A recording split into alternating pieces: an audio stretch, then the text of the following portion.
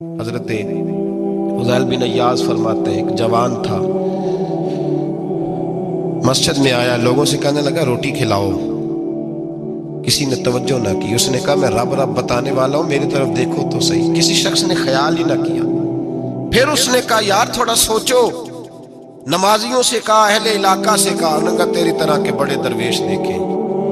مسجد کے محراب میں وہ رب کریم کا بندہ انتقال کر گیا۔ جب فوت ہو گیا نا، لوگوں کا مزاج ہے، بیمار کو دوائی نہیں دیتے، جنازے پہ وقت پہ پہنچ جاتے۔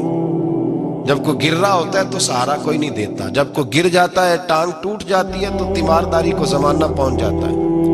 اور بزرگ، وہ نوجوان اللہ کا نیک بندہ مسجد کے محراب میں فوت ہو گیا۔ حضرت فضیل ابن ایاز کہتے ہیں امام صاحب نے اعلان کیا چندہ دو، کوئی لاوارث فوت ہو گیا ہے، کفن دینا۔ چندہ اکٹھا ہوا، کفن خریدا، جنازہ پڑھا، عشاء کے بعد دفن کر کے آئے۔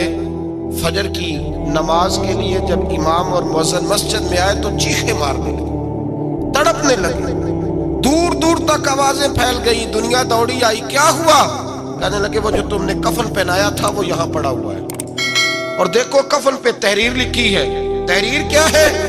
عرش کے مالک نے فرمایا میرے دوست نے روٹی مانگی، تم نے دی نہیں، اس نے تمہیں میرے قریب کرنے کے لیے اپنی طرف توجہ کرائی، تم نے کی نہیں، اور میرا یار تمہارے کفن کا محتاج تھا، سنبھال کے رکھو اپنا کفن، میں نے اسے جنت کا لباس عطا فرما دیا، سنبھال کے رکھو، یہ کوئی لاوارثوں کا ٹولہ ہے؟